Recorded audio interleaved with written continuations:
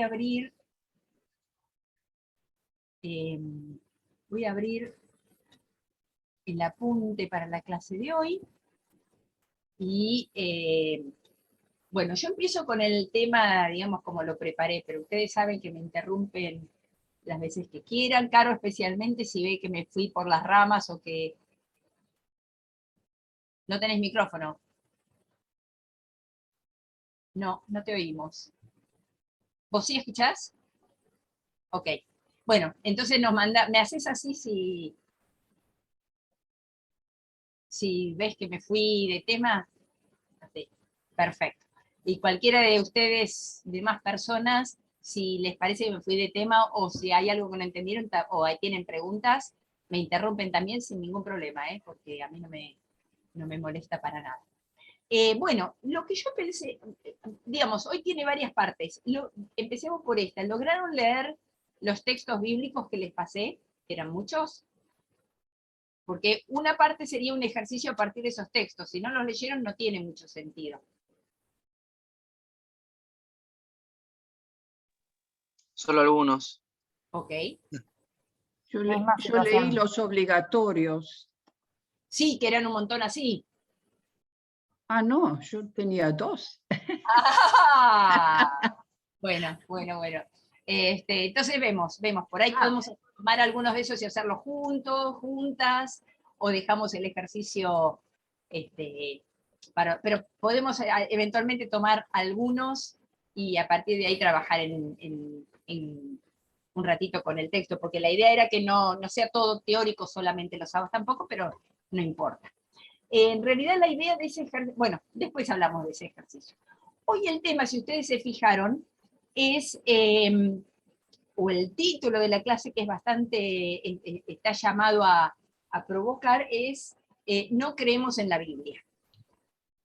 Y eso es muy importante porque, digamos, decimos que la religión cristiana es la religión del libro, lo cual es, porque la base de su fe está en un libro antiguo, pero en realidad, digamos, aquello que confesamos que creemos es lo que dice el credo en alguna de las 3 versiones, apostólica, nicena o de Atanasio, que es mucho más largo, que son los credos ecuménicos que tradicionalmente algún concilio de la Iglesia hace muchos años aprobó. Como no soy profesora de historia de la Iglesia, no sé mucho de cuándo ni cómo, pero sí que eso es lo que creemos. Básicamente, ¿qué es? Que creemos en Dios, Creador o Padre, Jesucristo, Salvador, Espíritu Santo, y todos los artículos que vienen después del Espíritu Santo, la Santa Iglesia, la confesión, el perdón de los pecados, la resurrección de la carne, etc. Eso es lo que creemos. Nunca confesamos creemos en la Biblia. Y de hecho no creemos en la Biblia. Creemos en el testimonio, digamos, creemos en la Trinidad o en Dios manifestado de distintas maneras, cuyo testimonio encontramos en la Biblia. La Biblia es fuente de fe, la Biblia es fuente de inspiración, la Biblia es regla de conducta más o menos para distinta gente. Cada iglesia eh,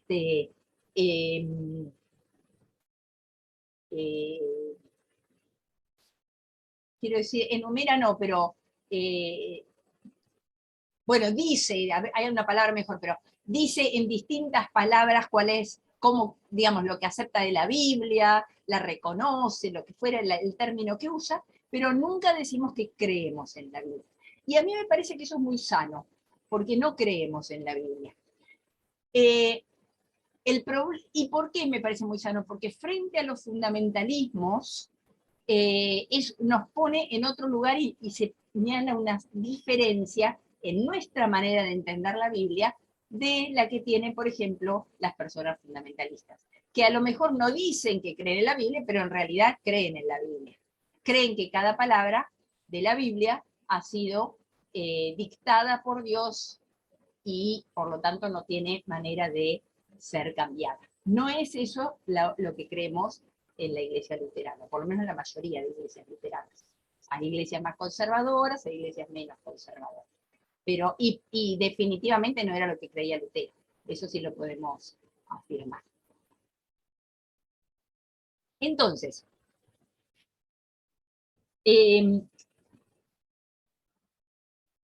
esto está relacionado básicamente con un concepto de verdad, porque creer o no en la Biblia tiene mucho que ver con creer que es verdad lo que dice la Biblia, o que es verdadera. Usamos creer en dos sentidos básicamente, ¿no? Creerle a alguien cuando nos dice algo, y creer en Dios, o creer en ángeles, o creer en alguna otra cosa. Pero básicamente tiene que ver con dos elementos, con pensar que aquello en quien creemos o a quien le creemos es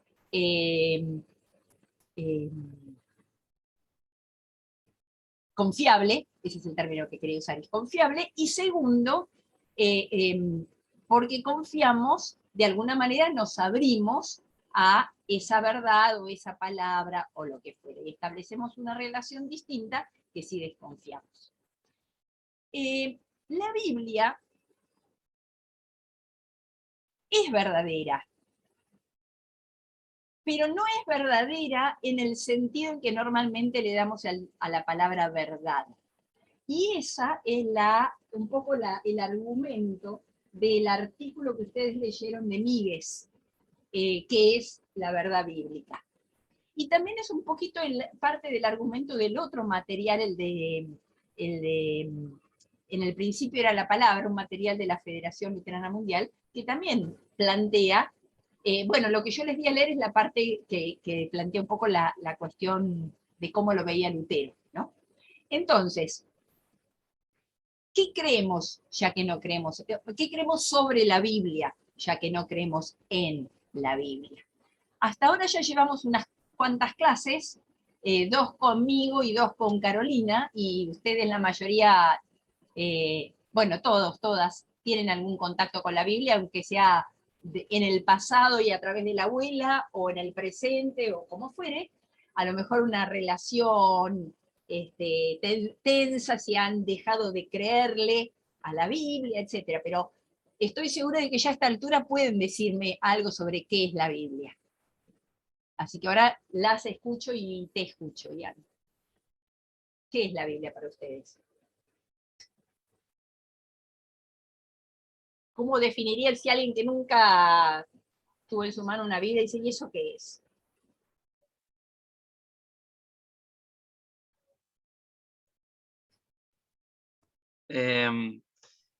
Ustedes nos han ayudado un poco ya, creo, Mercedes y Caro, y me quedo con lo que recuerdo de lo que venimos charlando en las clases, que es el testimonio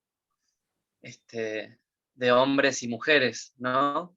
Con mujeres a veces medio enmascaradas, tal vez. Pero el testimonio de hombres y mujeres con la divinidad, ¿no? Palabras más, palabras menos, de lo que recuerdo. Y eso me hace, en lo personal también, me lo vengo tomando como un diálogo. La Biblia como una puerta de entrada a poder dialogar con una parte de mis ancestros, ¿no? Como especie humana. Algo lindo, poder charlar un poquito con ellos, acercándome a los mismos problemas que tengo yo hoy en día. Poder iniciar ese diálogo y esa charla, y con todas las herramientas que venimos aprendiendo, poder acceder a ese diálogo, realmente dialogar con otra persona, no ponerle palabras o cosas que tienen que ver más con una modernidad o mi propia agenda, sino un diálogo verdadero, intertemporal.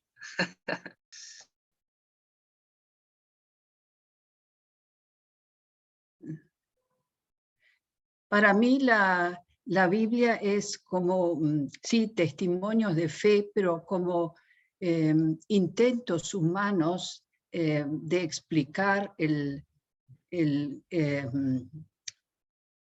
contacto o la intersección que se produce entre el plano humano y el plano divino.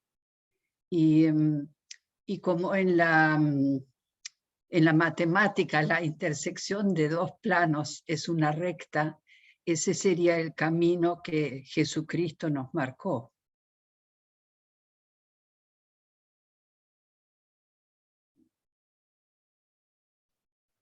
No sé si se me escucha bien.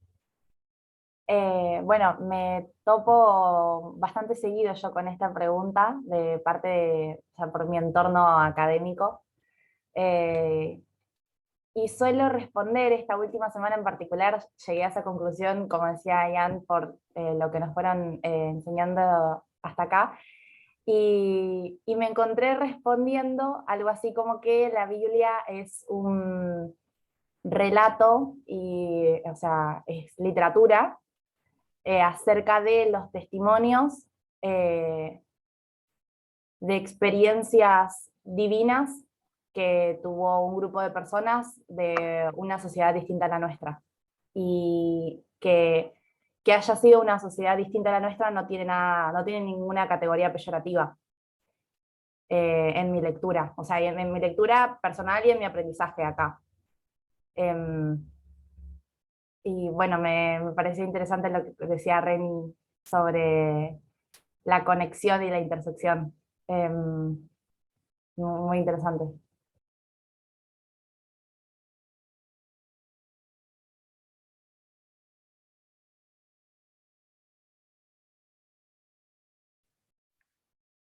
Ro, ¿querés decir algo?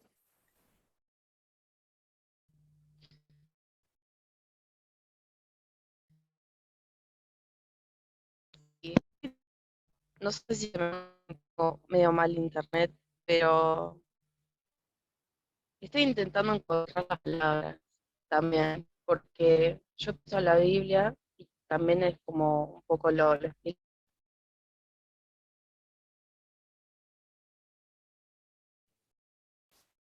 Te perdí, no sé si ustedes también perdieron el sonido de Rocío.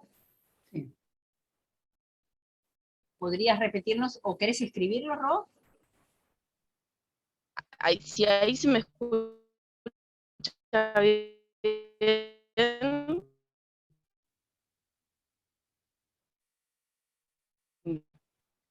eh, es un poco difícil para mí porque lo interpreto como también que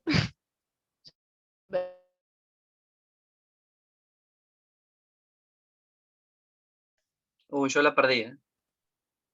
Sí. Bueno, yo escuché hasta que dijo que era un poco difícil para ella. Sí. Hasta ahí, Sí. bueno, ahora igual, ahí lo escribe, perfecto. Gracias, Ro.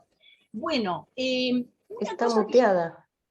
ahora se muteó, Sí. sí. Una cosa que yo quería aclarar también es que es testimonio del pasado, es historia, es literatura, pero también tiene una finalidad, porque ese testimonio del pasado y esa literatura, ese diálogo con su divinidad y ese diálogo con generaciones posteriores y demás, tiene una intención de educar en la fe. En algunos libros, como en Deuteronomio, encontramos mucho ese tema de que lo enseñarás a tus hijos y a tus hijas, al entrar y al salir, al acostarte y en el camino, en tu casa, es decir, siempre. Otros libros por ahí tienen menos énfasis pedagógico, pero algunos como el de Deuteronomio son muy claros, es decir, repetirás estas palabras, cuando lleves la ofrenda al templo de los primeros frutos dirás, mi padre era un arameo, todo un recuento memorial, digamos, de la relación hacia atrás para llegar al presente. Cuando recuerdan la Pascua, es una rememoración del pasado para llegar al presente. Y si ustedes se acuerdan, por ejemplo, Pablo, cuando discute las palabras de la institución de la Santa Cena, o la Santa Cena, él dice, bueno, porque lo que yo les cuento o les digo es lo que a mi vez yo recibí, que el Señor Jesucristo, la noche que fue entregado, y ahí repite. Entonces, hay una transmisión con una finalidad, que es que la gente que lee, o que más, en la época bíblica más escuchaba que leía, creyera.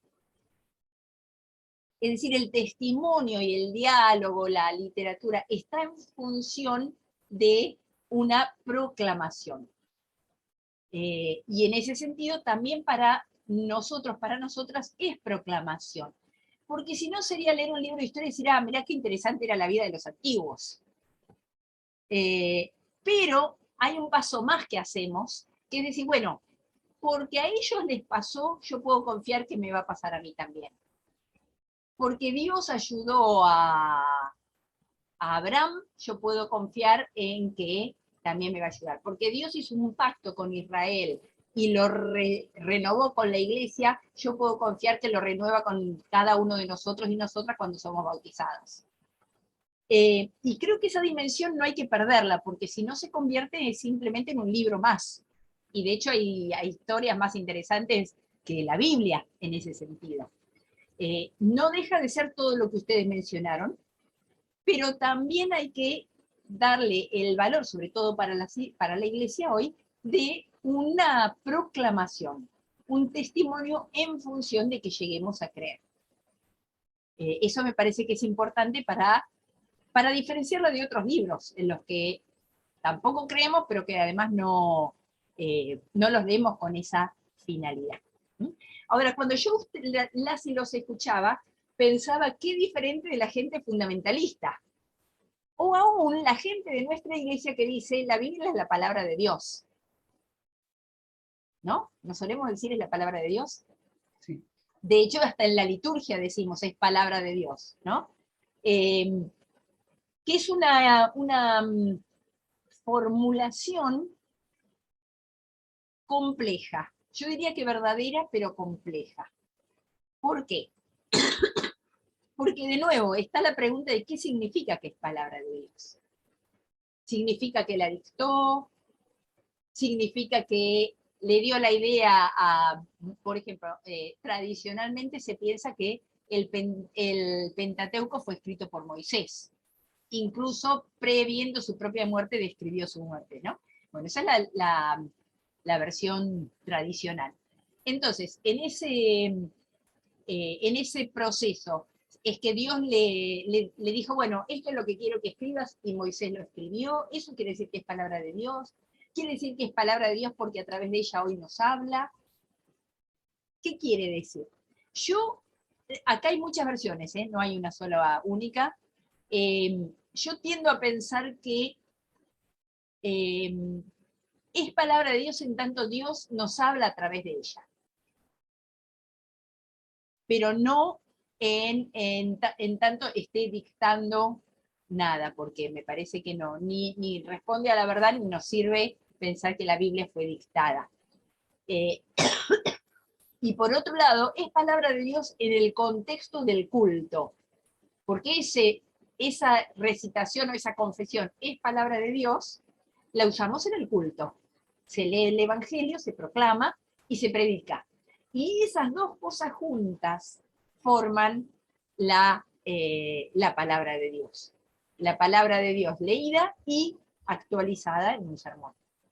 Eso es lo que en el culto constituye la palabra de Dios, a la cual respondemos con el credo. Entonces, fuera del culto y fuera de ese espacio, ¿qué significa decir es palabra de Dios? Yo tengo mis dudas y mis dificultades por eso, y muchas veces me hemos conversado con otra colega frente a las situaciones donde hay textos violentos, textos misóginos, textos que hasta promueven o apoyan el maltrato a las mujeres. Y entonces, con ella nos preguntábamos, pero ¿en qué sentido esto puede ser palabra de Dios? ¿Puede realmente considerarse palabra de Dios? ¿Y qué daño hace una palabra de Dios así? Creo que en el fondo hay otra cuestión, que es que tendemos a leer la Biblia como si todo lo que dijera fuera prescripción, es decir, hay que hacerlo así. Y a menudo lo que la Biblia hace es una descripción, que no es lo mismo. Les doy un ejemplo que a lo mejor Carolina o Iván me han escuchado en clase más de una vez. Cuando decimos, Jesús dijo en un momento, bueno, pobres van a tener siempre entre ustedes. ¿Quiere decir que hay que tener pobres? ¿Estás dando la orden de que haya muchos pobres? Bueno, alguna gente cree que sí, ¿no? Entonces, Dios marcó que haya ricos y pobres, y hay pobres porque Dios lo quiere. O es una descripción de la situación social en la que estaba Jesús y que él sabía que no iba a terminar. No es lo mismo leerla de una manera o de otra. Tampoco sabemos con qué tono lo dijo, no tenemos una grabación. ¿Lo dijo con alegría que hay pobres? ¿Lo dijo con tristeza? ¿Lo dijo con resignación? ¿Lo dijo con enojo? ¿Lo dijo como un hecho más, como quien dice está nublado? No lo sabemos. Entonces, tenemos que tener cuidado de no interpretar cada palabra bíblica como si fuera una orden, así debe ser, como si fuera prescriptiva.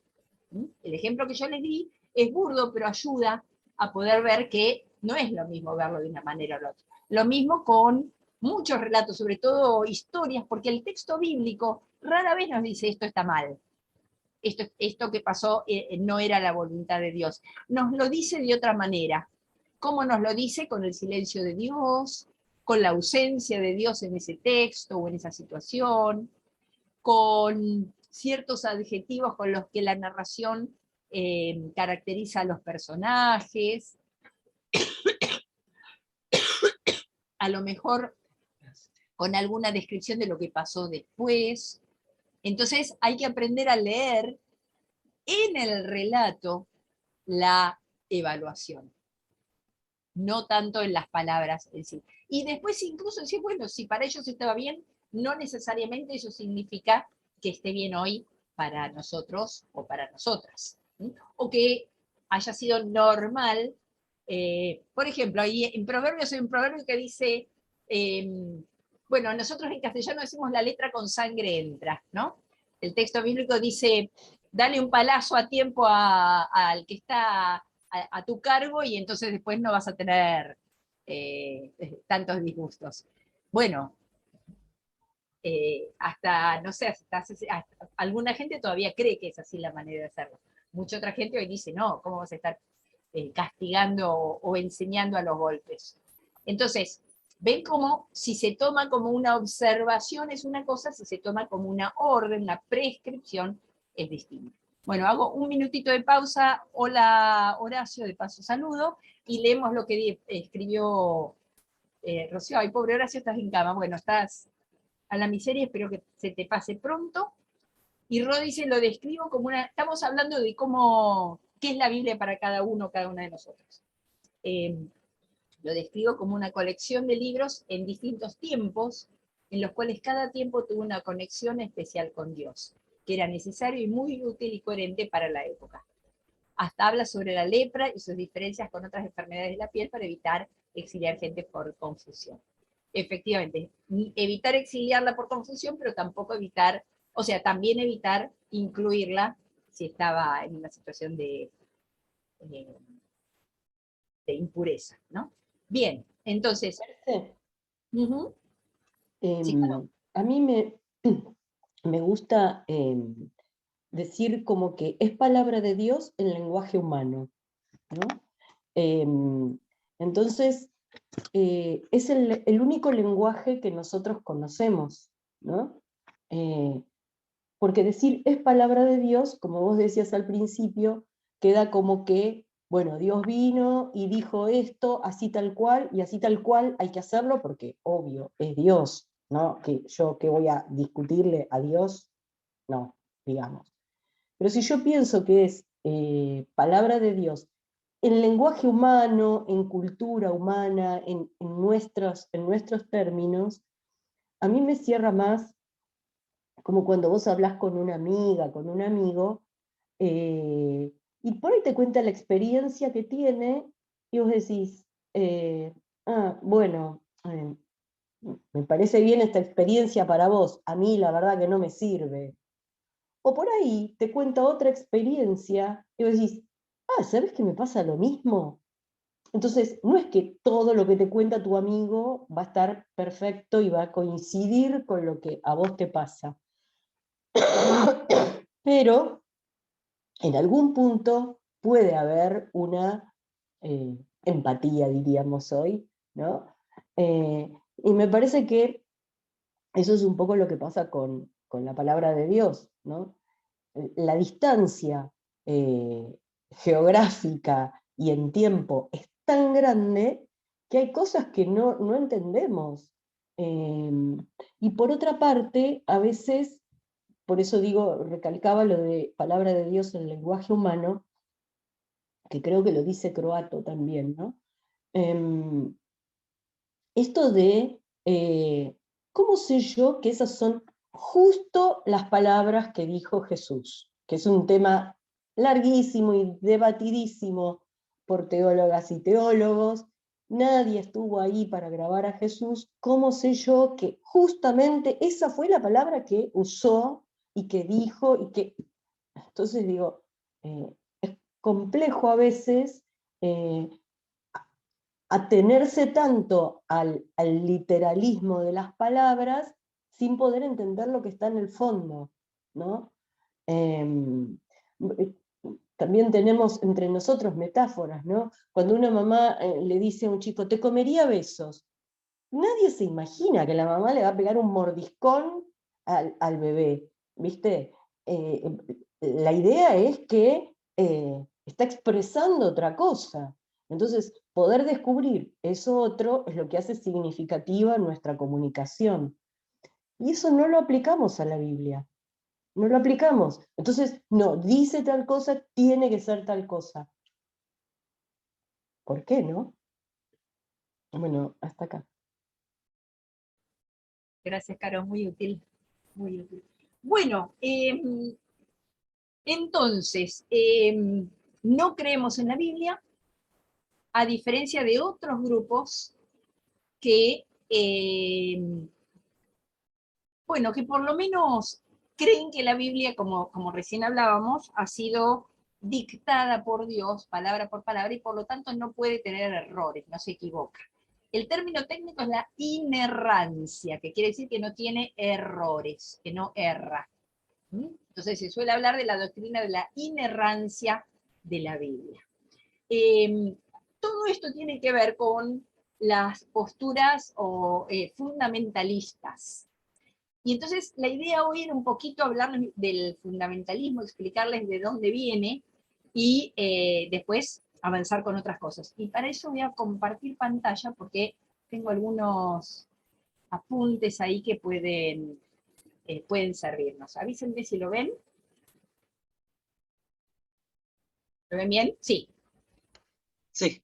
Perfecto. Bárbaro.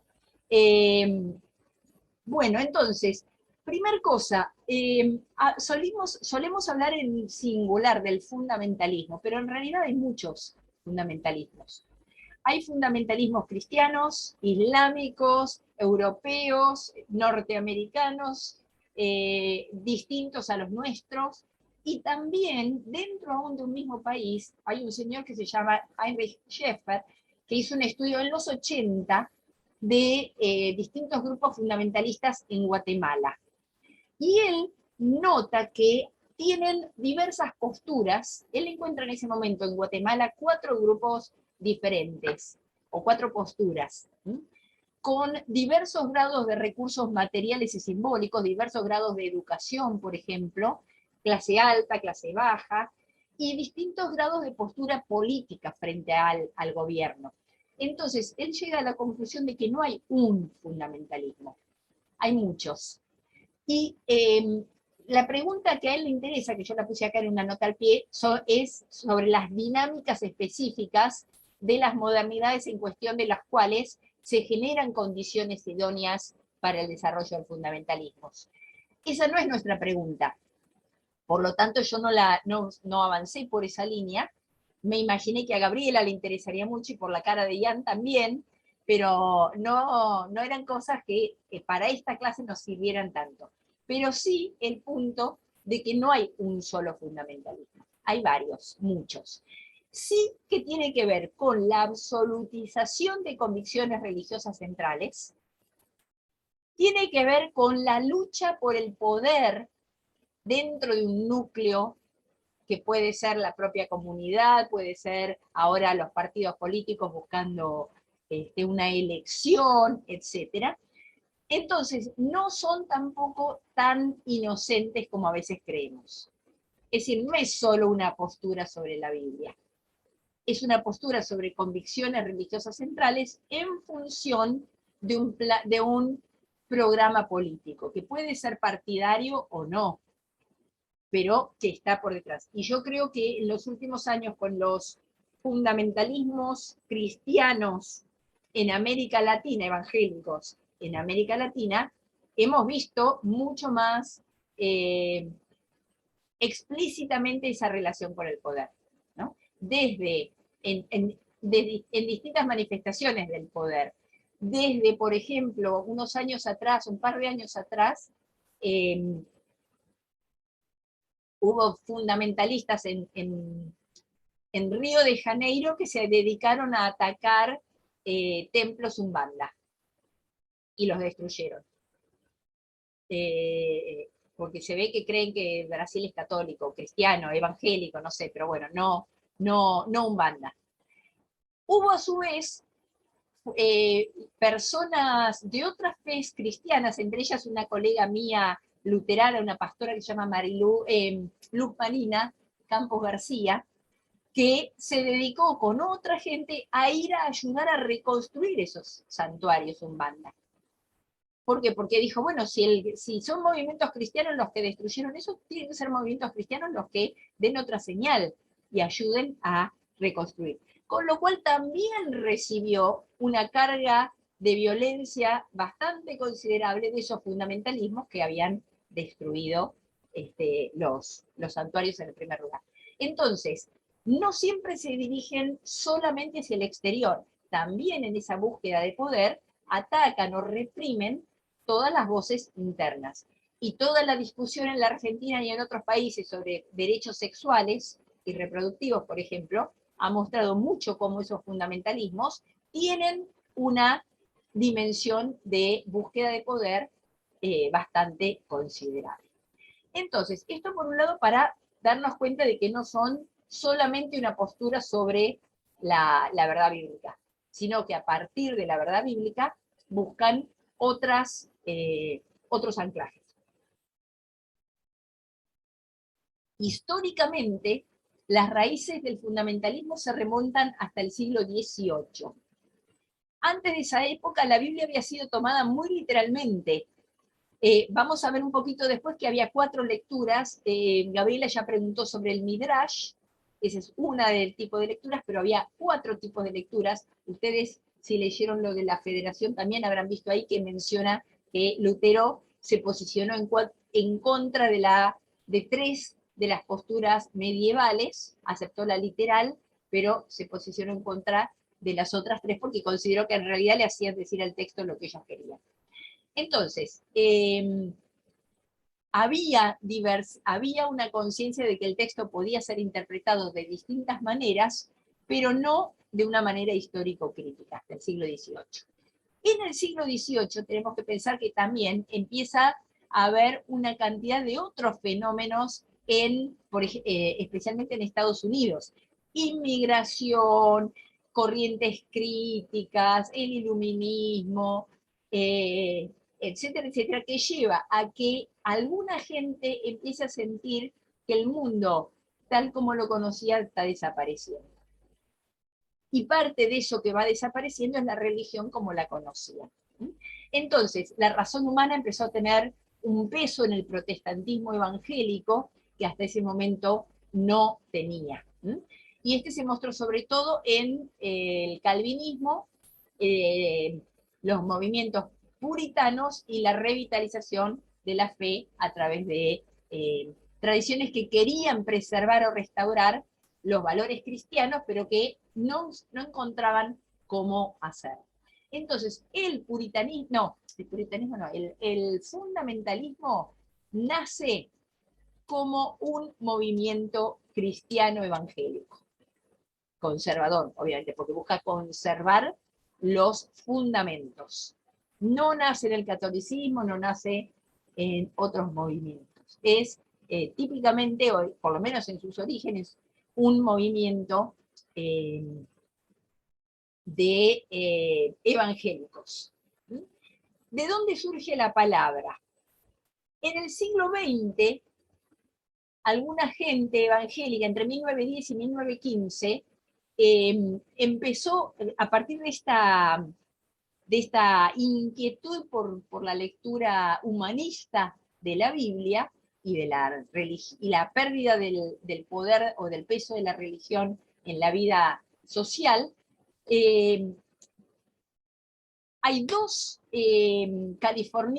hombres viviendo en California, pero que en realidad eran originariamente de Pensilvania, llamados Milton y Lyman Stewart, creo que eran hermanos, pero no estoy segura, y ellos financiaron una cantidad de panfletos llamados Los Fundamentos de la Religión Cristiana. Y a partir de ahí, entonces, sale después el término fundamentalismo, que se lo da un periodista bautista a partir de esto. Entonces, lo que hacen es elaborar 12 panfletos con los fundamentos de la fe. Con 90 artículos, de los cuales 27 son sobre Biblia. Ven que hay sobre otros temas también, no solo sobre Biblia. Pero 27 de ellos estaban dedicados a la verdad bíblica.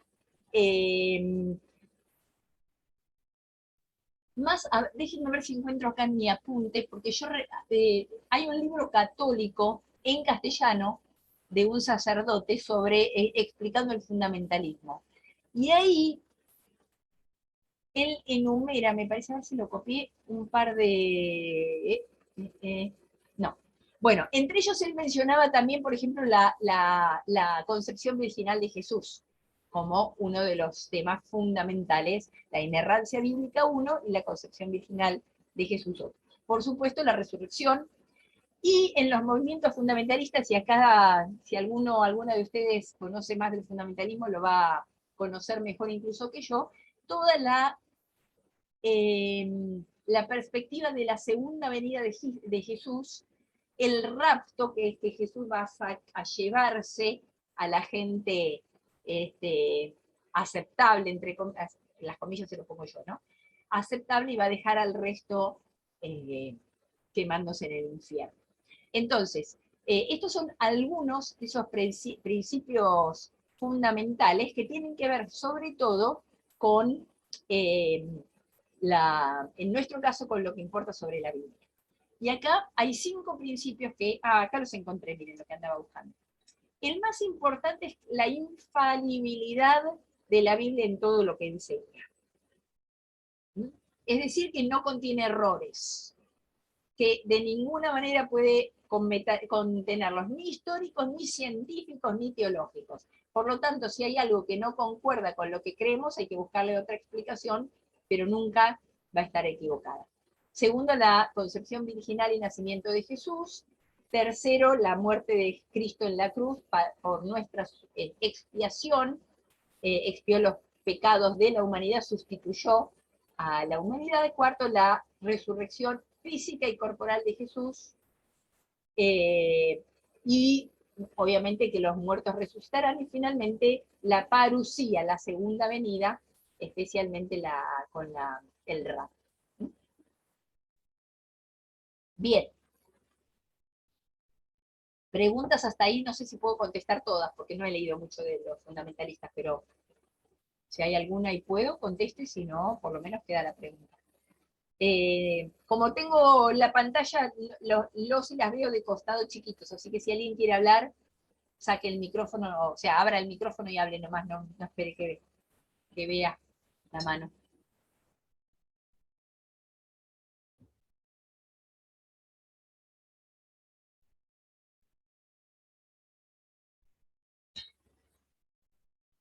Nada, ¿no? ¿O sí? No. Bueno, muy bien. Entonces seguimos otro poquito. Esto entonces plantea el tema de los diversos tipos de lectura bíblica que hay.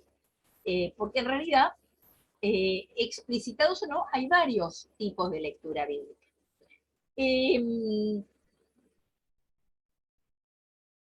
A ver, ¿por dónde empezamos? Bueno, hay métodos tradicionales y hay métodos más modernos. Vamos a empezar por esta cita, a ver, la número 6, ¿de quién es? De Skolnik, que es un biblista judío. Entonces, cuando él explica las distintas lecturas bíblicas, él dice que los comentarios tradicionales han utilizado diversos enfoques a lo largo de los siglos. Y acá él usa una palabra que es pardes. ¿La ven acá? Marcadita, subrayada o resaltada, mejor dicho. Pardes. Ven que las consonantes están en mayúsculas. ¿Por qué? Porque es una palabra, es un acrónimo, me parece que se llama, que es que con las consonantes de varias palabras y un par de vocales para poder pronunciar, creamos un término que en realidad no existe, pero que nos recuerda lo que las consonantes quieren decir, o nos recuerdan las consonantes. En realidad, parde sí significa algo, que es parque. De ahí viene la palabra paraíso, paradise en inglés.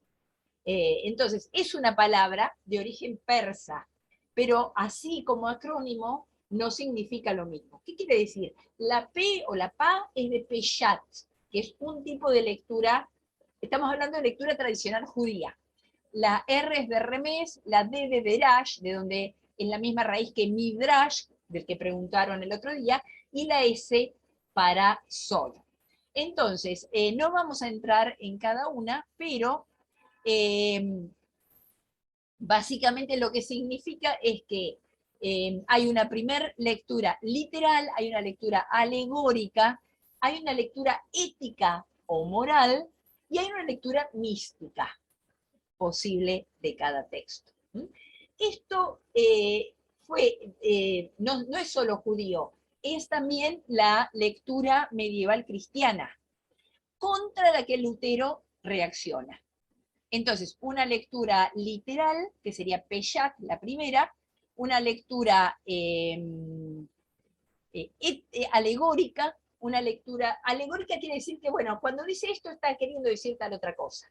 Entonces, se reemplaza cada elemento. Por ejemplo, se suele todavía utilizar la lectura alegórica cuando hablamos de la parábola de los distintos suelos o de las semillas. En realidad la semilla es una sola, los suelos son distintos, ¿no? Entonces después Jesús dice, bueno, el suelo tal corresponde, o la semilla en tal suelo corresponde a tal tipo de persona, la semilla en tal otro suelo, tal otro. Eso es una alegoría, cambia cada uno de los tipos de suelo por un tipo de persona. Es distinto que una parábola, que toma una situación y la explica, y a partir de toda la situación elabora una enseñanza. Entonces, la tercera es Darash, o Derash, que es de donde sale la palabra Midrash, que es la lectura a partir de tomando un elemento ético o moral a partir del texto. Ya no estamos en el texto bíblico, todas estas son aplicaciones a partir del texto. Y finalmente, la lectura mística, de la que realmente no sé nada, porque para mí es muy extraña, no conozco, pero que hay lectura mística, digamos, en el judaísmo y en el cristianismo, por lo menos hasta la Edad Media, no sé si todavía hoy. Entonces, acá tiene una explicación un poquito más avanzada de parte de un señor que se llama Cleto, pero bueno, no importa ahora detenernos en eso. Lo que les quiero mostrar es que no hay una única lectura, ni siquiera la que hacemos normalmente, histórico-crítica, la que están aprendiendo con los métodos histórico-críticos con Carolina y conmigo, no es la única lectura. Hay otras en el judaísmo y en el cristianismo. Bien, entonces, esos son los métodos tradicionales. Vamos ahora a los métodos modernos del siglo XX, con interés por lo histórico y por instalar a la teología entre las ciencias, porque hay que reconocer que la lectura histórico-crítica surge a fines del siglo XIX y en el siglo XX a partir del interés de biblistas varones, por lo menos los que publicaron eran todos varones, evangélicos, protestantes más bien, protestantes, por demostrar que la teología era una ciencia, como las otras humanidades, como la filosofía. Es decir, que se valía por ciertos principios, que era aplicable, que era demostrable, que tenía criterios, etcétera, etcétera. Entonces, a partir de ahí surgen los métodos histórico-críticos, de los que están viendo más con Carolina, y por lo tanto no vamos a entrar, pero también surgen los métodos, como reacción en parte, los métodos relacionados con lo narratológico. Es decir, cómo leemos el texto en tanto literatura, en tanto poesía, cómo sacamos un mensaje del texto, no de saber en qué época fue escrito, sino de saber cómo fue escrito, la retórica del texto, la narrativa, etcétera, etcétera. Entonces, hoy hay dos grandes ramas de estudios dentro del cristianismo, porque el judaísmo sigue su interpretación tradicional, que son la lectura de los métodos históricos críticos y la lectura más relacionada con lo narrativo. Acá uno de los autores, no me acuerdo quién, Skolnick, él dice que el estudio crítico ignora la idea de la autoría bíblica, pero en realidad yo creo que no la ignora, sino que, como explicó Carolina hace un rato, ve esa autoría, pero mediada por voces humanas, no directa de Dios, sino mediada por la cultura, la voz, el idioma, etcétera, etcétera, etcétera. Bien, quiero compartir un texto más de una biblista que conocí hace un par de años, unos cuantos años ya, que interesantemente era judía y terminó siendo luterana. No me pregunten cómo, pero se llama Diane Jacobson, y ella dio clase, ahora ya es emérita, pero dio clase muchos años en el seminario luterano en Minneapolis, en Paul, en Estados Unidos, donde hoy está Guillermo Hansen, a quien algunos de ustedes conocen, que es pastor de nuestra iglesia. Entonces, ella tiene un libro, un artículo muy interesante, entre paréntesis, bueno, no, termino esto y después hago el paréntesis. Entonces, ella dice, esto que yo copié aquí en la nota 11. La intención autorial nunca puede impedir por sí misma un efecto real que un texto tiene en una comunidad. Así como la Iglesia ha tenido que enfrentarse al antisemitismo inherente, aunque en gran medida no intencionado, de las Escrituras, también la Iglesia debe enfrentarse al efecto abusivo, incluso de nuestros textos bíblicos más preciados. Si el texto se escucha como abusivo, las disculpas y la apelación al significado real o correcto no pueden resolver el problema. El problema es real, no simplemente equivocado o deliberado. A menudo les digo a mis estudiantes que nunca deben mentir cuando leen la Escritura para proteger ni el texto ni a Dios. Tal honestidad a menudo es incómoda, aunque no veo alternativa. A pesar de nosotros o nosotras mismas, estamos atrapados o atrapadas en un dilema que mina cualquier recurso fácil a la autoridad bíblica. La fe sigue siendo un don.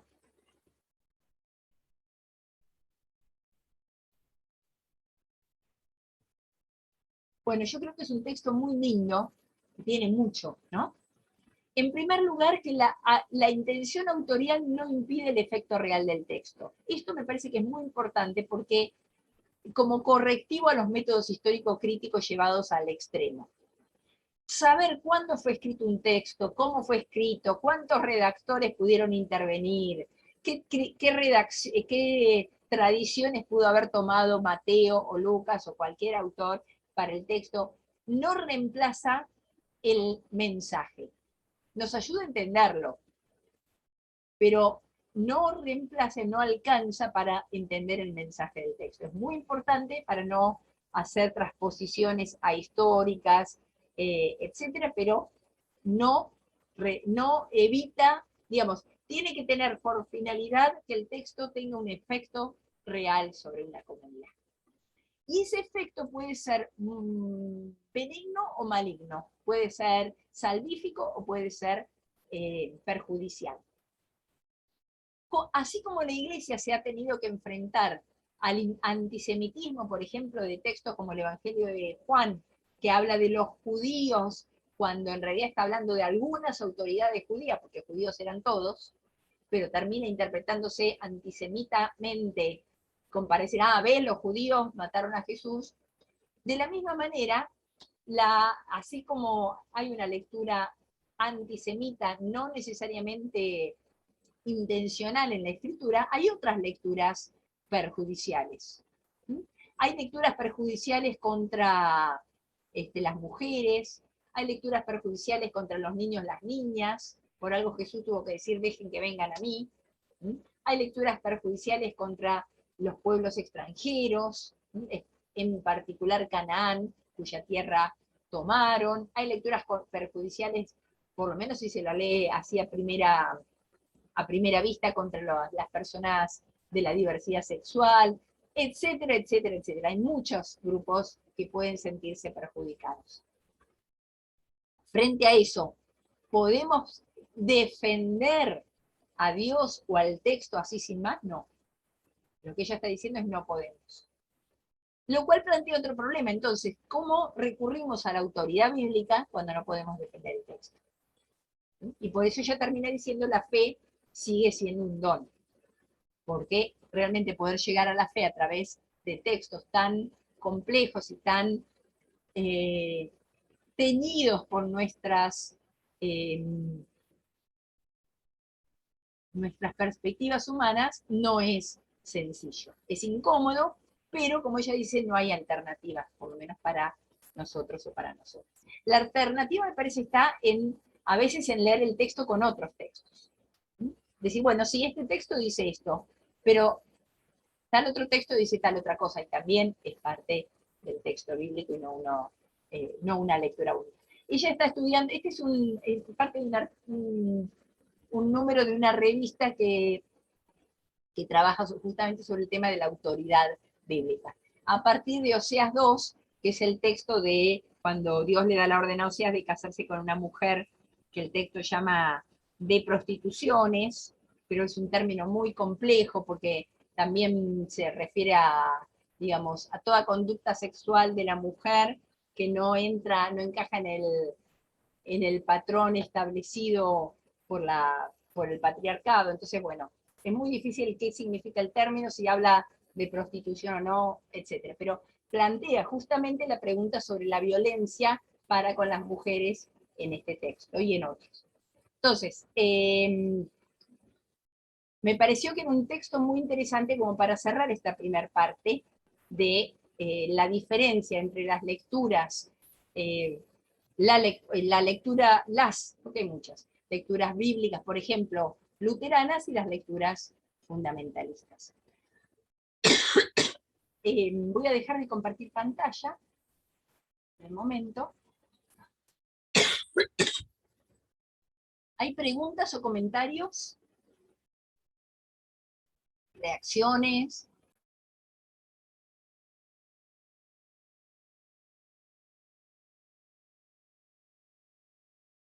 A mí me queda la duda, todo el tiempo tengo esa duda de, entonces, ¿con qué ojos leer todas las veces que la Biblia se refiere a cosas en contra de la diversidad sexual, de las mujeres, de la violencia avalada contra las mujeres en sus múltiples formas? Desde la negación de sus nombres, o sea, desde una cosa que podríamos pensar como pequeña, como decir la esposa de Manoah y no decir su nombre, hasta apedrear mujeres, etc. Entiendo que hay que leerlo con otros ojos. ¿Cuáles serían esos ojos? sí, no, o sea, no hay que justificarlo, como decía esta autora, solamente resguardándome en, bueno, es un texto de otra época, para no caer en eso, en ese simplismo, ¿con qué ojos podría leerlo?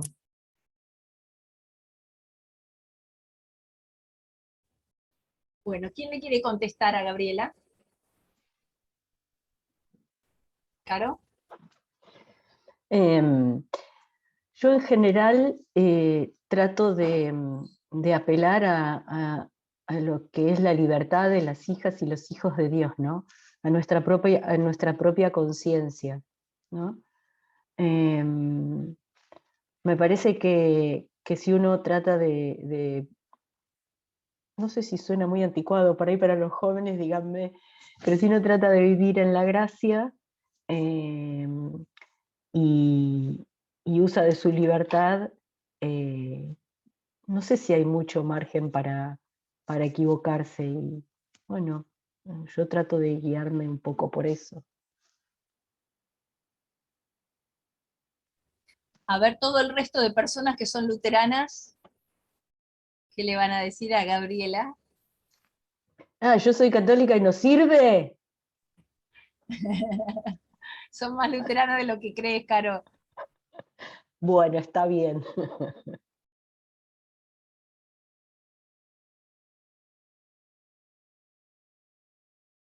No, me refiero a la gente que hizo la materia de Teología 1 y Teología 2 y ha visto un montón de textos de Lutero y me parece que tiene algo para contestarle a Gabriela, pero lo que dijiste está buenísimo, Caro, y estoy totalmente de acuerdo. Por favor, no van a quedar mal Ancom y los que hicieron TO1 hablen, ¿eh? Por favor, les pido.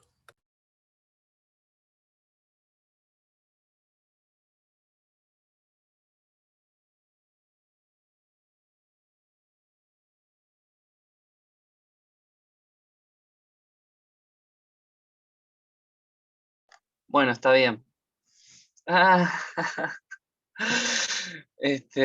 igual creo que lo resumió, se me viene mucho lo que dijo Caro, esto de la libertad y no traicionar la propia, la propia esta Horacio, gracias. Gracias por el aliento, Horacio, capo. Este, este, no traicionar la propia conciencia. Este, no sé, así como haciendo referencia a Teo 1, se me viene esto de hacia dónde tiene puesta la mirada a Dios. Y habíamos visto este texto de los más pequeños, de los más oprimidos, donde nosotros nos queremos ensalzar y donde las diversidades, donde la cuestión de la sexualidad hegemónica se quiere poner como la verdad. eh, Hablo de la sexualidad porque es lo que hace referencia, ¿no, Gabriela? Pero creo que vale con muchísimas otras cosas. Eh, Dios siempre va a estar mirando hacia los márgenes, hacia los restos, hacia las obras de lo que nosotros dejamos con nuestros modelos de construir civilización y construir sociedad. Siempre va a estar puesta el énfasis ahí, ¿no? Eh, entonces, dependerá de nosotros interpretar quiénes están quedando fuera, quiénes están quedando invisibilizados. Eso nos corresponde a nosotros, hacer ese ejercicio y poner el énfasis ahí de la mejor forma que nos salga. Em, pero creo que también, esto ya no sé si luterano, pero en lo personal también pongo mucho el énfasis en interpretar la trayectoria.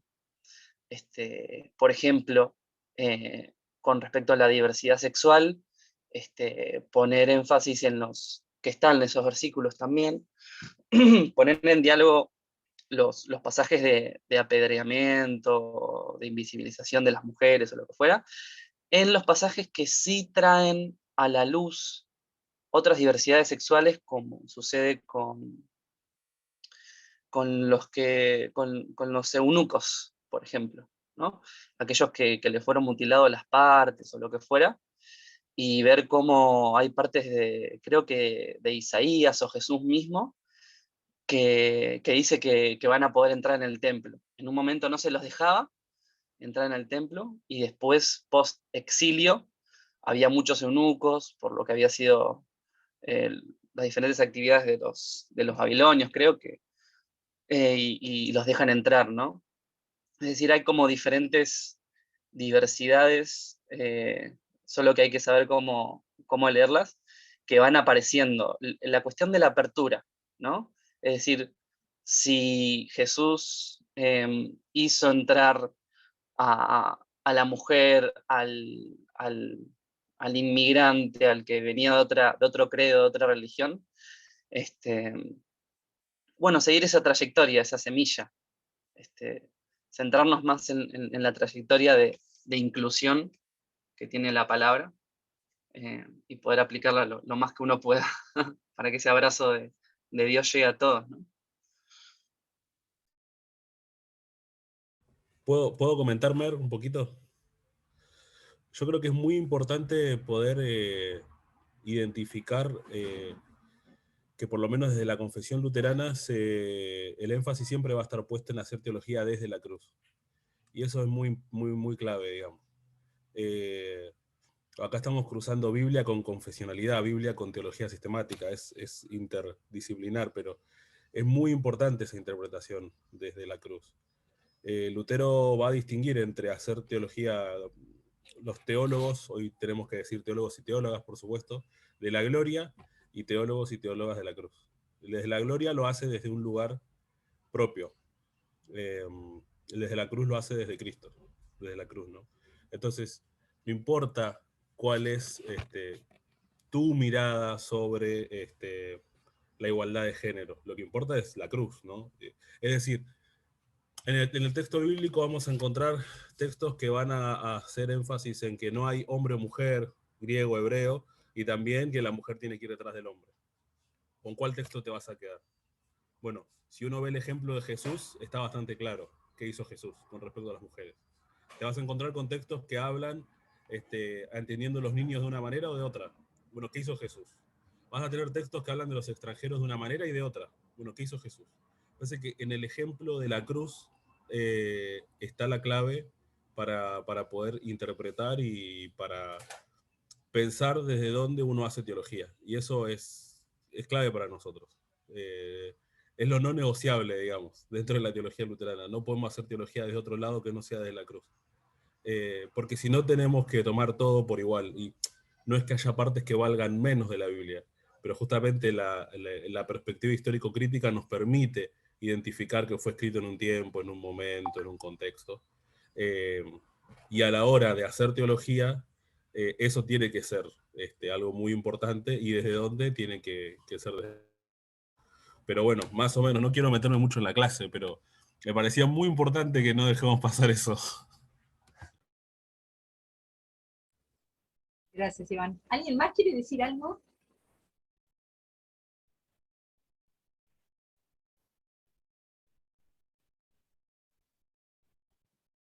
En el texto que me tocó leer a mí, se refiere Lutero también, es decir, la lectura que los autores hacen de Lutero, que todo tiene que estar encuadrado en el mandamiento, o sea, tener como marco el mandamiento del amor.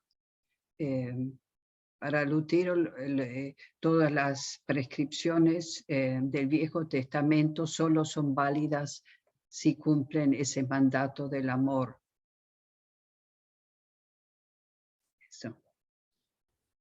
Gracias, René. Muy importante ese punto. ¿Alguien más?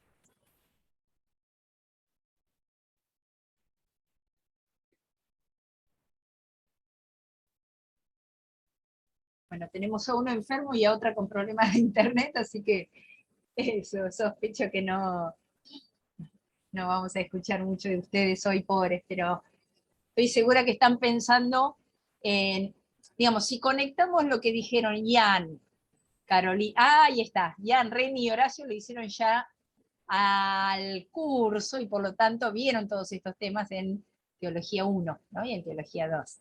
Así que ahora a veces es difícil poner junto lo que tenemos en sistemática con lo que tenemos en Biblia. Pero el tema de hoy es justamente uno de los espacios donde se entrecruzan.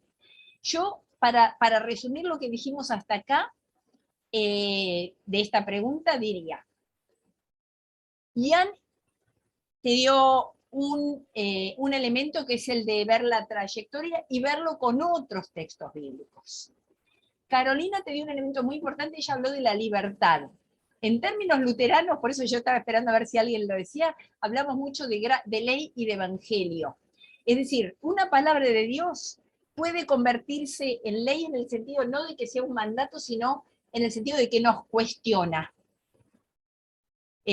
Por ejemplo, cuando el texto dice que yo les decía antes, cuando Jesús dijo, pobres van a tener siempre, ¿es ley o es evangelio? Se convierte en ley porque nos obliga a darnos cuenta de que no cuidamos a las personas más débiles de nuestra sociedad, de modo que siempre hay pobres y cada vez hay más. En ese sentido, Dios nos está llamando a cambiar de conducta. En ese sentido es ley. Pero cuando vos lo ves a la luz de otros textos donde decís, bueno, la cruz justamente es la elección de Dios por lo más pobre de la tierra, no lo más rico. Entonces se convierte en evangelio, sin justificar que tratemos que empobrezcamos a otros, ¿no? Son dos cosas distintas.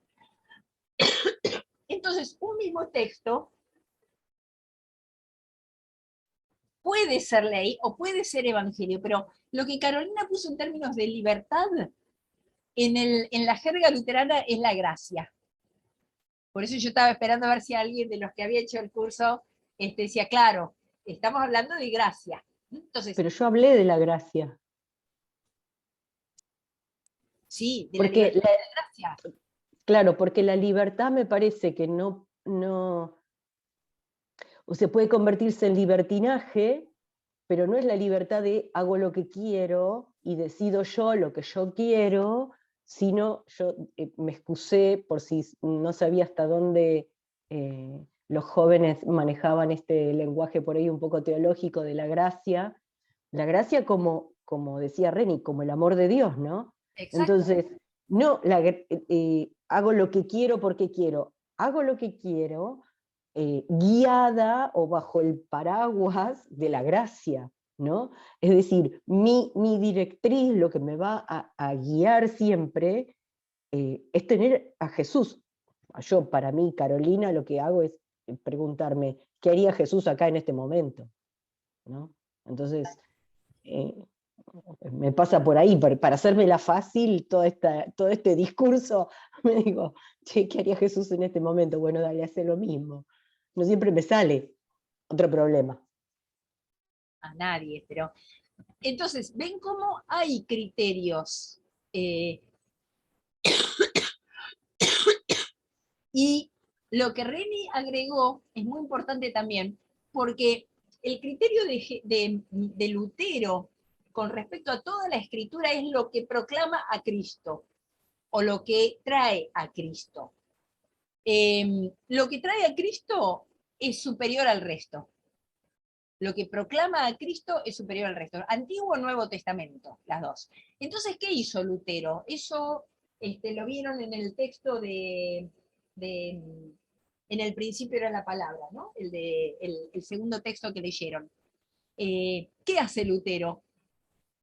Elimina, por ejemplo, los libros deuterocanónicos. Bueno, los considera deuterocanónicos. Elimina los libros de la Biblia hebrea, de la Biblia del Antiguo Testamento, que no estaban en hebreo, que estaban en griego.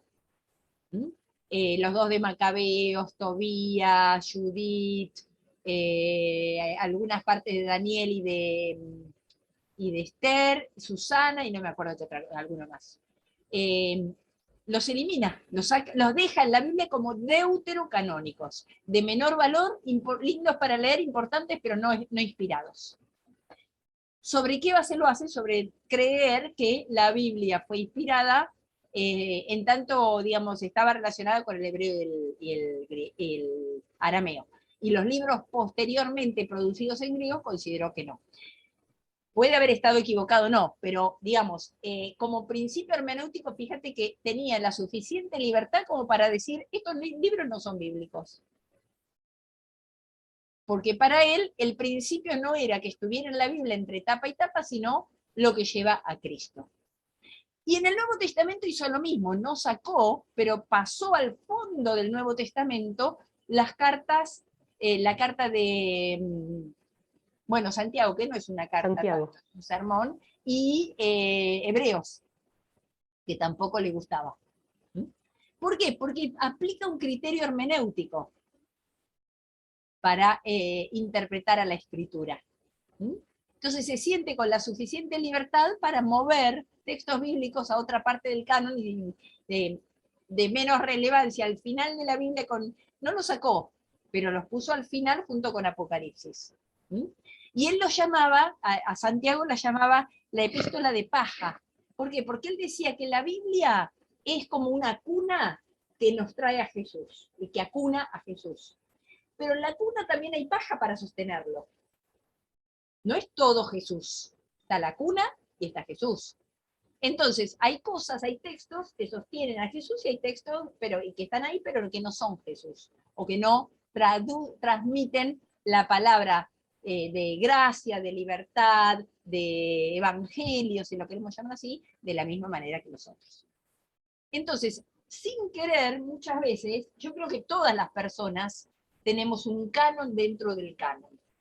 Es decir, dentro de todos los libros que forman la Biblia, tenemos algunos que consideramos más sagrados que otros. O libros enteros o pedazos de libros. Los criterios con los cuales los decidimos o los elegimos son esos que mencionan los cuatro. Iván y Ian, y Carolina y Reni.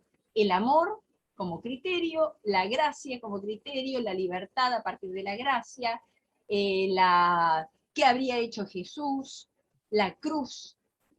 Todos esos son principios que determinan cómo privilegiamos una lectura sobre otra. Ahora, si vas al fundamentalismo, es lo contrario. Igual se privilegian ciertos textos unos sobre otros, sin duda, pero no los mismos, ni por los mismos criterios.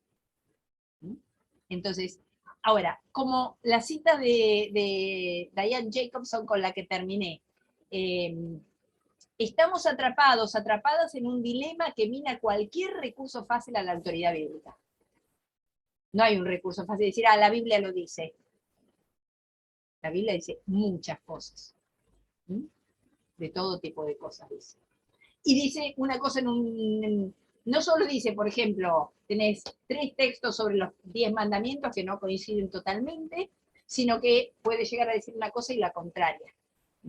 Entonces, los criterios los vamos, yo creo que vamos negociándolos muchas veces sobre la marcha, a partir de experiencias y demás, pero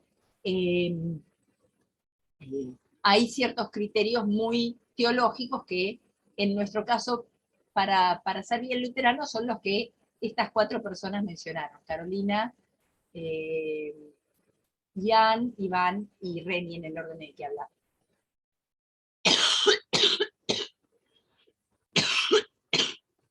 Bien, ahí.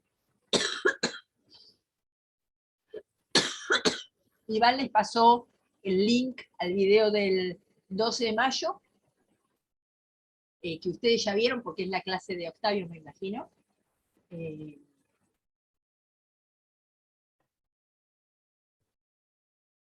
el resto si quiere. Y yo estoy tratando de conseguir que subamos un video de una conferencia de Laine Neuenfeld, que es una doctora en Biblia, que trabajó muchos años en la Federación Luterana Mundial, en la Secretaría de la Mujer, que dio una conferencia muy importante acá sobre criterios para contrarrestar los fundamentalismos en el 2018.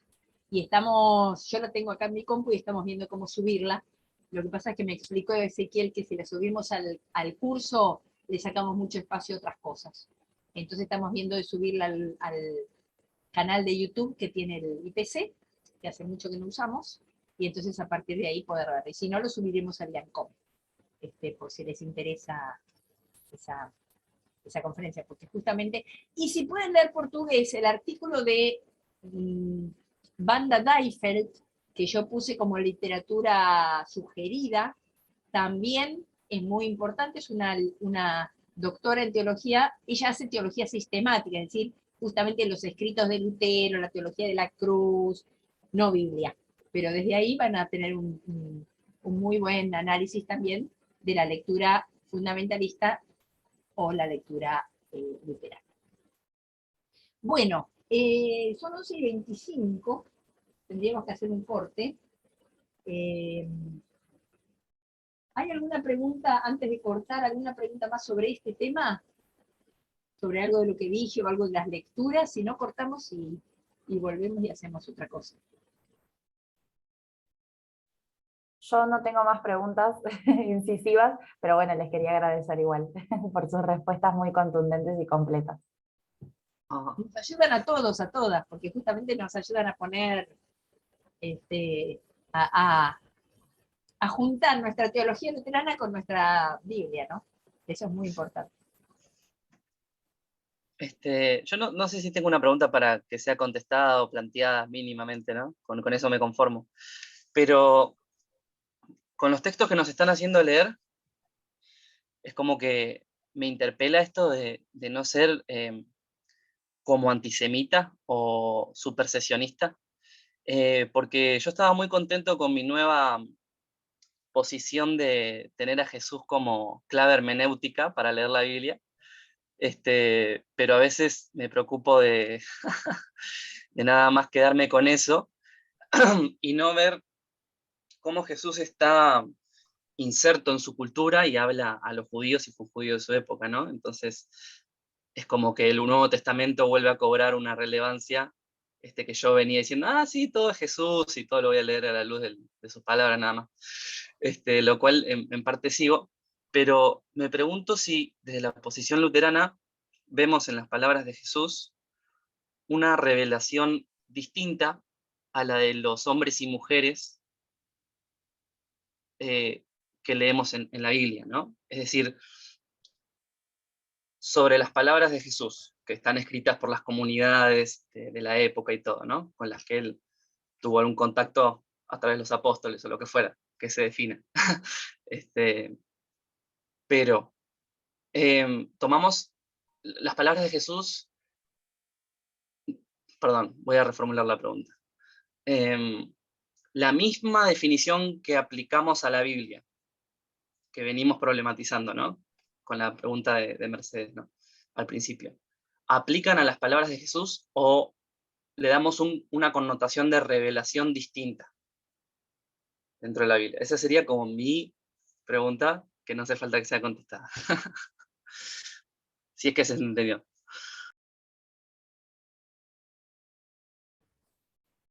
Caro, ¿vos querés decir algo?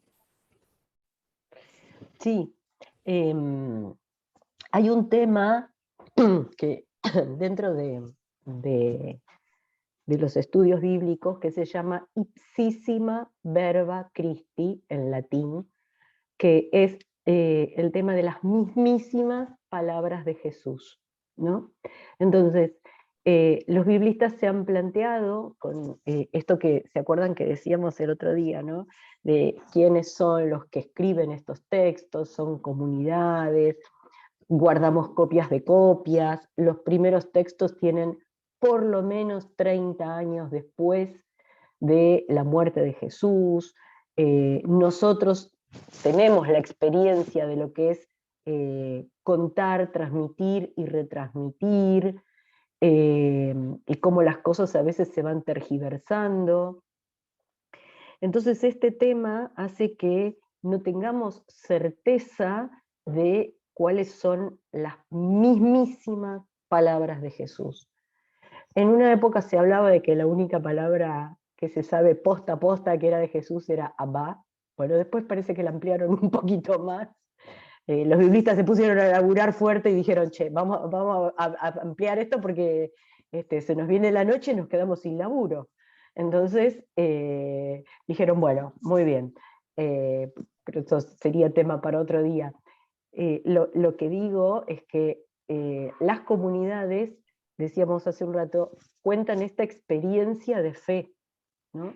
Entonces, más allá, y esto abonando la idea de de lo que decía Mercedes de los fundamentalismos, ¿no? Más allá de entender la palabra exacta, hacemos todo este trabajo de estudio de la Biblia, de interpretación de la Biblia, de exégesis de los textos, para entender el sentido, como se llama esta materia, ¿no? O sea, buscar los sentidos de la Biblia más allá de la palabra precisa, ¿no? Entonces, si no tenemos nadie que haya tomado nota de lo que Jesús decía, de que haya grabado lo que Jesús decía, si no tenemos registros de otro tipo, la verdad es que confiamos en el criterio. Y me parece que esto que hablábamos hace un rato, ¿no? El criterio es la teología de la cruz, el amor, ¿no? Todos sabemos cómo hubiera optado Jesús. ¿Por qué? Porque lo hemos leído y nos quedó, a lo mejor podemos no saber justo en qué parte, en qué frase dice tal o cual cosa, pero sabemos dentro nuestro cuáles son los valores de Jesús y cuáles no. ¿Por qué hubiera optado Jesús y por qué no? ¿No? Entonces, que eso también es como muy semita, ¿no? Ver a la persona por su acción, una cosa bien práctica, ¿no? No tanto especulativa como bien práctica, ¿no? Entonces me parece que un poquito es por ese lado. No pretende ser una respuesta definitiva, pero es como para empezar a pensar por algún lado. Gracias, Caro. Yo agregaría otra cosa, Ian, que es que,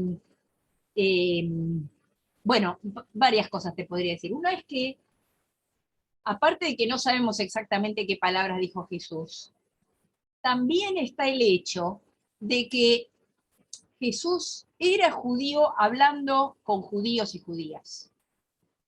Entonces, cuando Jesús le dice a los fariseos, ustedes son unos hipócritas porque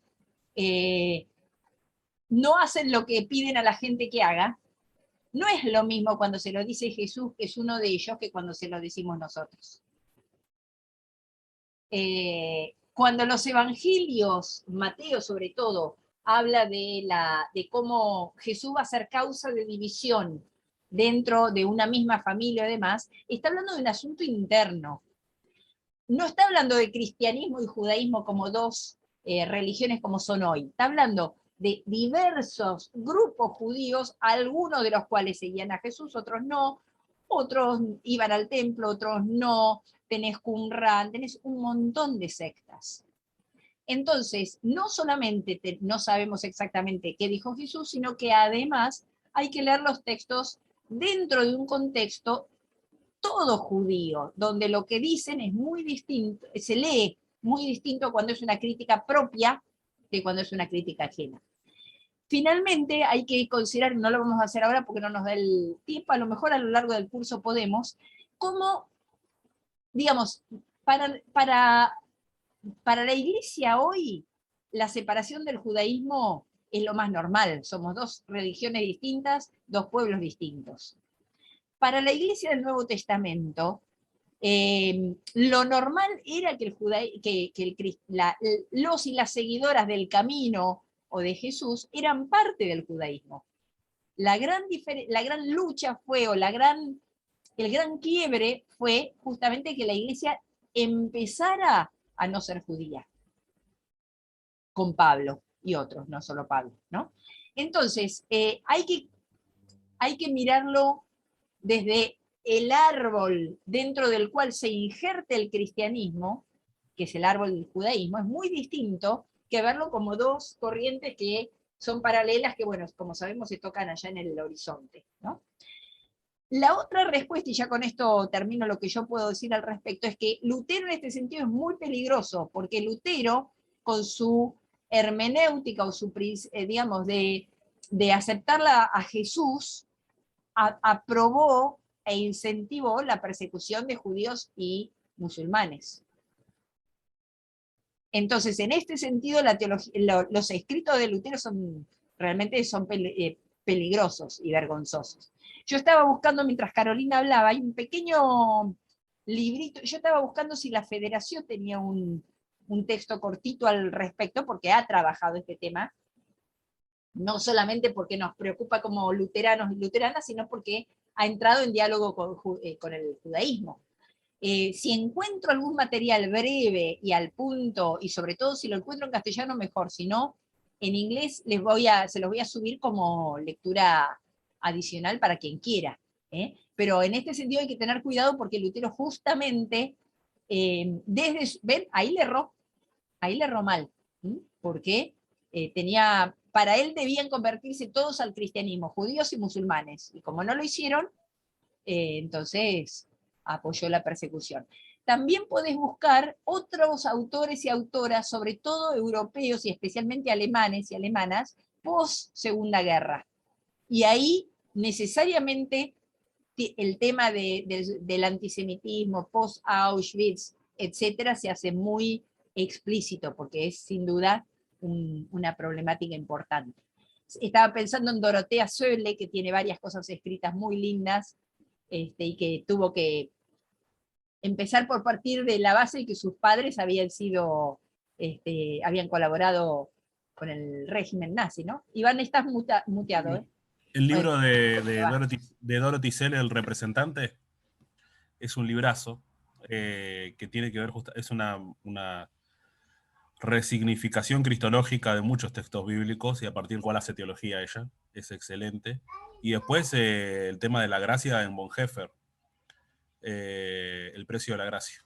El precio de la gracia de Bonhoeffer post Segunda Guerra es clave, con una lectura de Ley y Evangelio muy, muy clarita. Yo creo que Bonhoeffer termina de corrernos de ese lugar muy incómodo que habíamos quedado como tradición luterana, como confesión luterana, a partir de la Segunda Guerra, ¿no?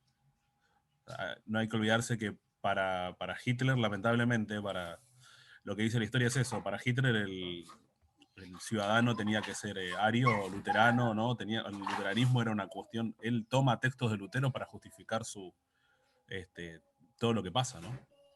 Todo lo que fue el genocidio en Auschwitz y en otros lugares.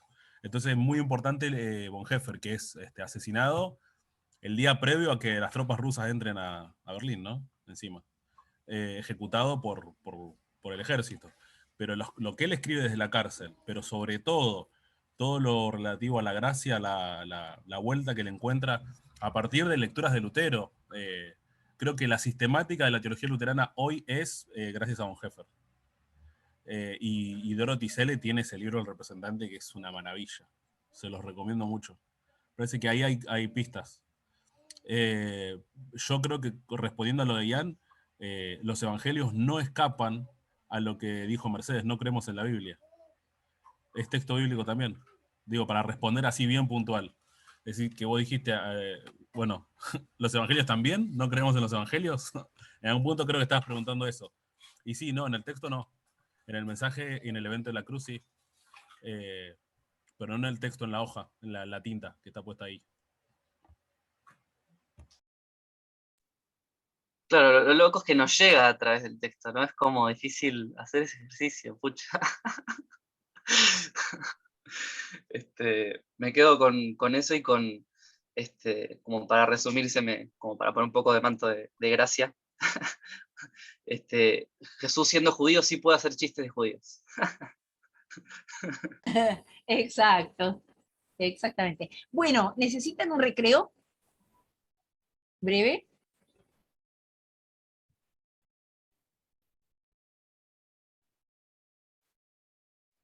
Por mí sí. 5 minutos, ¿les parece? Porque ya son -20, 12 menos 20. Hacemos 5 y después tenemos 15 minutos para cerrar la clase. ¿Les parece? Fantástico.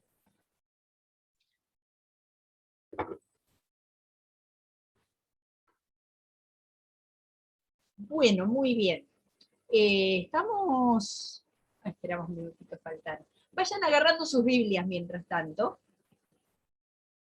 Horacio me mandó un mensajito que le llegó el médico, así que probablemente no se pueda conectar por un rato.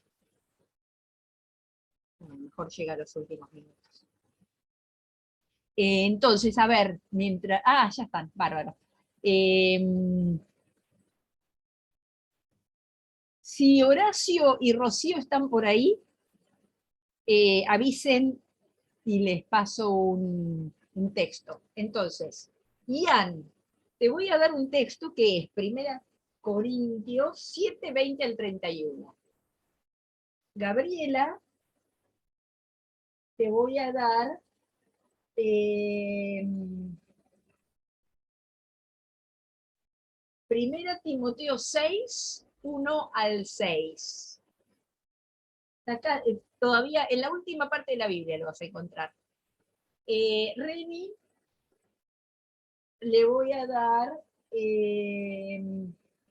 Levítico 25, 44 al 53.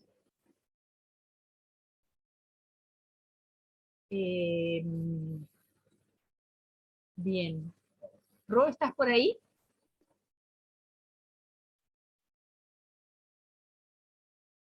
¿Me falta alguien? Ah, bueno, Ro, entonces a vos te doy Efesios 6, 5 al 9.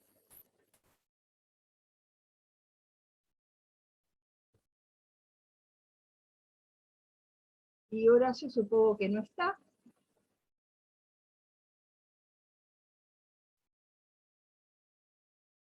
Pero si estás avisa y te doy un texto. Entonces, lo que les voy a pedir es que lo lean. Son todos textos de los que estaban para hoy, que era una larga lista. Hay algunos más. Básicamente lo que les pido es que determinen si es qué tipo de posición tiene para con qué grupo.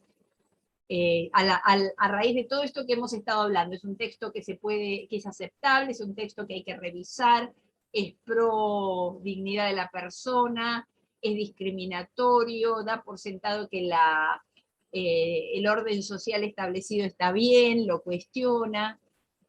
Entonces, brevemente vamos a compartir y conversar las distintas posturas y ver qué hacemos con estos textos. ¿Se entiende? Vale.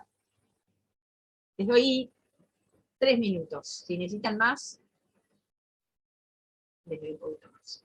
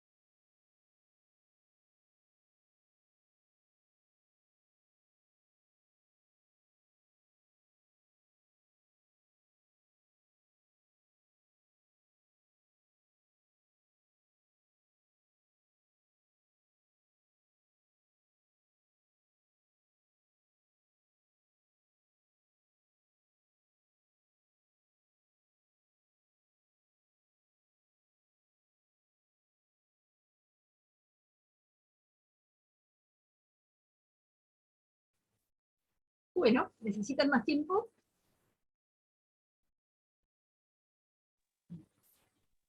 No. Bueno, fantástico. Entonces ahora, la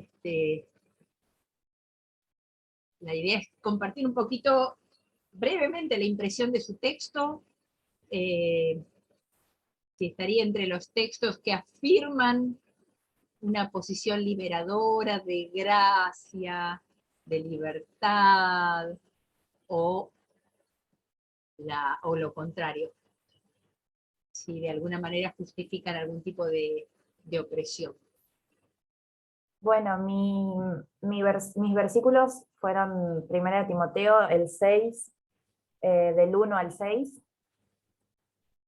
y diría que tiene dos partes. La primera parte, comprendo que está hablando sobre la esclavitud, y la segunda parte, como no leí todo lo anterior, no sé si, o sea, los versículos anteriores al 6, no sé si es como un resumen, porque está hablando en términos educativos, y dice que si se enseña otra palabra que no sea la de Jesús, es un delirio, o sea, es una ofensa, está mal, es blasfemia, es malo, es necio. Dice que quienes enseñen una palabra que no sea la de Jesucristo son hombres corruptos de entendimiento y privados de la verdad. Entonces me parece que está hablando de dos cosas, justo en el apartado que me toca a mí. En el primero de la esclavitud, ahí sí, esa parte me parece que hay que revisarla y no tomarla literalmente, porque bueno, está justificando la relación amo-esclavo, y además tiene una connotación de qué pasa si tus amos también creen en Dios. Bueno, aún más, hay que servirles mejor. Si tus amos son creyentes de Dios, eso va a beneficiar que vos tengas un servicio mejor como esclavo.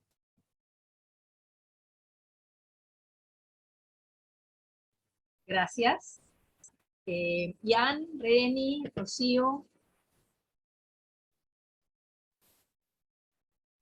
A mí me tocó, bueno, Primera de Corintios del 7, Primera Corintios 7 del 20 al 31, y también está hablando así como del tema de la esclavitud y un poco de las relaciones entre hombres y mujeres. Con respecto a... Y también siento que por momentos da consejos, por momentos como que da órdenes, como que lo siento en ese tono, y definiendo algunas cosas. Y bueno, lo siento como muy, así como muy zen, muy budista acá, Pablo, la verdad. Dice un poco esto de los que disfrutan del mundo, como que no lo disfruten, los que lloren como si no lloraran, los que se alegran como si no se alegraran, los que compran como si no poseyeran nada, como dejar pasar todo, ¿no? Porque al final dice, porque la apariencia de este mundo es pasajera. Entonces lo siento como muy en esa onda de decir, bueno, dejen pasar todo, acá la que va es Cristo, ¿no? Y también lo siento como una con una trayectoria, bueno, no me quiero repetir las palabras, pero lo siento como como cierto horizonte de búsqueda, el ser libre, por un lado, porque dice, eras esclavo al escuchar el llamado de Dios, no te preocupes por ello, y aunque puedas llegar a ser un hombre libre, aprovecha más bien tu condición de esclavo. Y en otro momento dice, no se hagan esclavos de los hombres. Entonces siento como que tienes ese horizonte hacia no ser esclavo de nadie, más que de Cristo. Porque dice en un momento también, el que era esclavo, porque el que era esclavo cuando el Señor lo llamó, ahora es un hombre libre en el Señor. De la misma manera, el que era libre cuando el Señor lo llamó, ahora es un esclavo de Cristo. Entonces, no sé, para mí es como súper clásico de Pablo siempre jugar como con lo dicotómico, ¿no? Como ni hombre ni mujer, ni esto ni lo otro, como una tercera cosa. Pero también, como sucede en el texto de Gabriela, no siento, y tampoco en otro momento se lo pedía, pero no siento que esté cuestionando la esclavitud en sí como evento cultural o lo que fuera, sino más bien problematizando algunas cuestiones de la esclavitud. Muy bien. Como que se Gracias. podría usar como para abolirla o para que permanezca ahí. Bien, gracias. Reni. Sí, el texto que yo tengo, Levíticos 25, 44 al 53, también trata el tema de la esclavitud y da una serie de prescripciones sobre qué tipo de esclavos se podían adquirir, por ejemplo, de naciones extranjeras, y hace una especial mención de los extranjeros que vivían en Israel. Es un poco chocante leer eso, que los esclavos podían heredar a los hijos y a partir de ahí eran esclavos perpetuos. Pero también se podía hacer un rescate, o sea, como haciendo un pago. Creo que, por supuesto, eso solo vale para aquellos que eran adinerados, que tenían un gran poder adquisitivo. Y también siempre quedaba como esa ilusión de ser libres cuando se cumplía el año del jubileo. Aunque yo tengo entendido que eso en la práctica nunca fue así. Pero todo termina con que dice, Dios dice, es a mí a quien deben servir los israelitas. Ellos son mis servidores, los que yo hice salir de Egipto. Yo soy el Señor, su Dios. O sea que es como que recalca que ese agradecimiento que de haber vivido y haber experimentado la esclavitud, tengan un trato más humano con sus esclavos. Muchas gracias, Eso. Reni. Bien, bueno, y Rocío, ustedes lo pueden leer ahí en el chat, dice que su texto es muy fuerte al principio sobre los esclavos en cuanto al servicio a los patrones como si fueran Cristo, algo parecido a lo que también tenías vos, Gabriela. Pero también les dice a los patrones que hagan lo mismo que sus esclavos. Porque tanto el Dios de los esclavos es el mismo que el de los patrones, y dice que no hace acepción de personas. Interesante de manera de decir que debemos tratarnos con respeto y estar al servicio el uno al otro, sin importar quién sea. Bien, no nos da el tiempo, porque ya son las 12:01, como para entrar en una discusión profunda de estos textos, pero digamos, la idea de tenerlos acá, y podemos retomar con eso quizás la próxima, un ratito y después ya avanzar, es, fíjense cómo si vamos a una lectura fundamentalista y decimos que cada palabra ha sido dictada por Dios, tenemos serios problemas con estos textos. Cosa que el fundamentalismo hoy no reconoce porque no va a estos textos. No es que cada persona fundamentalista hoy adhiera a la esclavitud, pero simplemente se olvida de que hay textos así y retoma otros. Es decir, que también en el fundamentalismo hay un canon dentro del canon.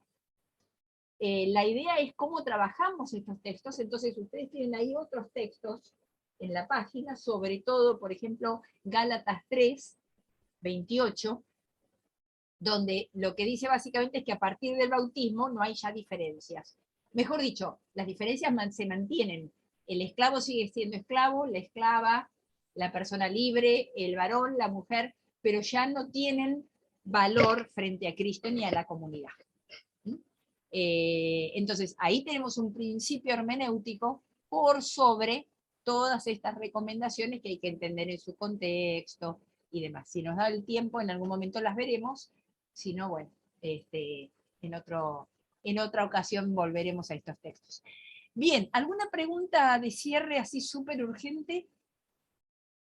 ¿Algo caro para avisar para el viernes? No, yo me disculpo porque no he podido mirar todavía lo que han enviado, pero la verdad es que me he sentido pésimo estos días, así que, pero prometo en estos días resolverlo. Así que muchas gracias a los que y las que enviaron, y los que no han podido hacerlo, que por favor, y que tengan linda semana. Bueno, si no hay ninguna pregunta así súper urgente, cerramos aquí para tratar Sí. de mantenernos en el horario. Sí, Reni.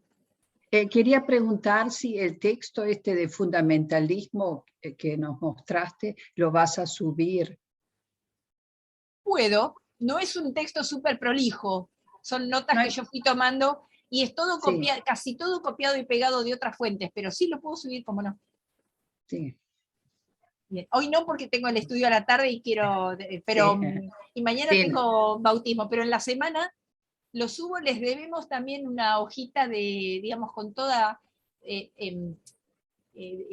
la calificación final desglosada en cuánto es para cada tema y demás, para que ustedes sepan a qué atenerse y cuánto tienen que hacer y demás, si son del tipo de persona que juegan con la nota, que no lo creo, pero bueno, es justo que ustedes sepan cómo evaluamos. Así que eso y algunas otras cosas, esta semana nos vamos a poner las pilas con Caro, que ya estamos las dos un poquito, vamos a estar mejor para poder hacerlo. Bueno, que tengan una feliz fiesta de Pentecostés mañana, que es el don del Espíritu Santo, la llegada del Espíritu sobre la comunidad. Hay bautismos en muchas comunidades, hay confirmaciones en otras, igual hay fiesta en todos lados. Y si no, es lo mismo, que tengan un lindo fin de semana. Nos vemos en la página en la semana y el viernes próximo en la clase. Profe, Sí. para terminar, mañana voy por primera vez a la iglesia de la comunidad que está acá muy cerquita de mi casa, de la Congregación San Lucas. Ah, Y fantástico. me viene bien esta información que da porque no sabía de la fecha de mañana. Me alegro mucho, no me acuerdo la hora. Iván te puede decir si es a las 10 o 10:30. Es a las 10 me dijeron. A las 10, perfecto. Iván va a estar, normalmente está Hernán en la congregación, pero Hernán está también con reposo médico, entonces creo que, no sé si mañana va a estar, pero entiendo que si no, Iván va a estar reemplazándolo. Me alegro que te sientas muy cómoda allá. Gracias. Y bueno, y Reni tiene su propia comunidad, Ian también. Horacio está medio lejos, pobre y enfermo. Y yo tengo el bautismo del hijo de mi ahijada, que es un evento muy lindo también.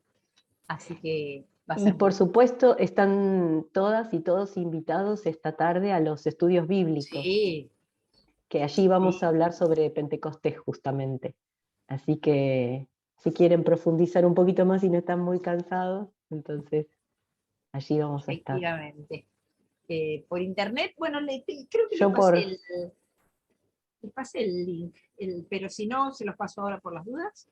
Y si no, presencial, si alguien quiere ir a Olivos también. Pero sí, los estudios bíblicos son distintos, son más descontracturados, sin lecturas previas, más participación de la gente, más opinionología, como dice Carolina, pero es muy linda gente. Así que, bueno, quien quiera estar, Reni suele estar por allá. Así que, gente, muy lindo día, bendiciones para todos, para todas, gracias por estar. Y cualquier duda que tengan, si hay algo en la página, si hay algo que no entiendan, si no es claro en la página alguna cosa, si se pierden, avísennos, así lo vamos mejorando de paso. Así que, muy bien, cerramos acá entonces, hasta la próxima. Que vaya muy, muy bien. Muchas gracias. Gracias a Chao. ustedes, chaucito. No.